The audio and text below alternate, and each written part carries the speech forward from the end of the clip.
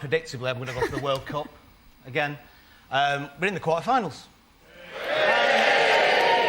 Beat Ecuador 1-0. I had a bet, won a few quid. I bet it was going to be shit. It was. Beckham scored the only goal, won 1-0.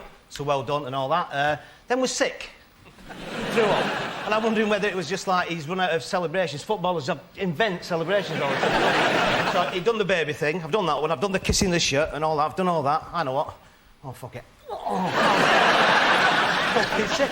They did a pound away to the corner flag. Wayne Rooney's having a dump. That's good. My favourite aspect of the World Cup has been the recurrent appearance of Frank Lampards' disappointed face. Because he keeps putting the ball wide and then he goes... Jason, any thoughts on the World Cup? I just think they've got all a bit soft, to be honest, all these footballers. So many fouls and free kicks and all the time just all diving over at my ankle. There was a bloke the other day for Ghana who was out because of a dead leg. Now, that's not an injury, is it, a dead leg? That's a minor annoyance. When I was 10, I had 3 dead legs in one day. I still had to do PE and walk home. Watson came up trumps again, though. I know I do it every week, but another... Ecuador brought a substitute on. He's got his list of facts, and he goes, oh, here we go. Oh, he's bringing on Rodriguez. Oh, interestingly enough, this is the smallest man in the world. Cut. There's been a bit of trouble as well, wasn't there? Some England fans kicked off. Finally, there's some trouble. Everyone's saying that England fans behaving very well, and there was a bit of trouble. I saw it coming because before the World Cup, I saw near me there was a driving range adapted for chairs. They were practising like that. Just warming up for the World Cup. If they had a World Cup in Sweden, there'd be no end of a vast variety of furniture to choose from. Yeah. What are we throwing? Hoogar. All right, OK. But that's an integrated shelving system. But I was surprised about the wags, actually, and all the footage on them, and I think, is it that England are playing so shit that they have to keep doing cutaways of Posh in the crowd? She's got a mate, hasn't she, because they've all fallen out, Cheryl Tweedy. And apparently they're in their own little gang, just 2 of them, Billy No Mates. Because they reckon that all the other girlfriends and wives don't understand the pressures they're under. And I was just thinking, well, what pressures? What, she was in a shit band, she is in a shit band, and the core audience are age 6. What's pressured?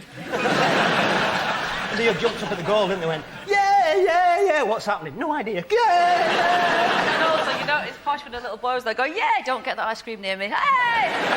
Jermaine, any thoughts on the football? You've been following it? I should confess that I've been supporting Australia. Robbed. Robbed. They were robbed. Well, it's only taken 5 generations, and finally the Australians know how it feels to get robbed.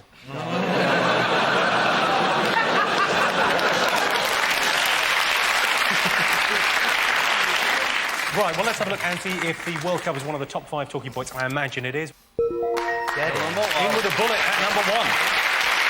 Yes, England are still in the World Cup. There's been a lot of competition between the wags, or wives and girlfriends, in a series of fantasies I've been having.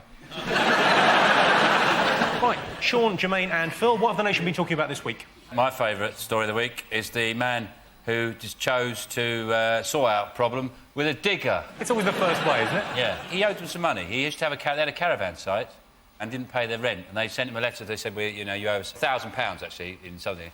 And he went, I'll show you £1,000. And he came back with a digger. And smashed their house up and all their cars. Do you want to have a look and see what the damage was? Yeah.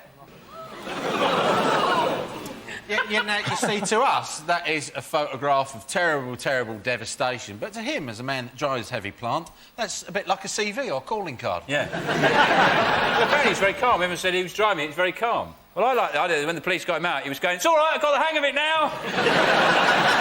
Didn't do it first, but it's easy, that's left. But didn't he rent it as well? Didn't he rent so he spent 450 quid hiring it. And they should have known when they're looking at the form, they're going, hang on, he's ticked the box for revenge. Probably the bloke said to him, oh, pay me when you come back. You've seen that on the news, he's thought, oh, for fuck's sake. I believe nobody was suspicious when they saw a builder at 7 o'clock in the morning. Clues were there. Right, let's have a look and see whether the JCB man is one of the top 5 most talked about things. Yes.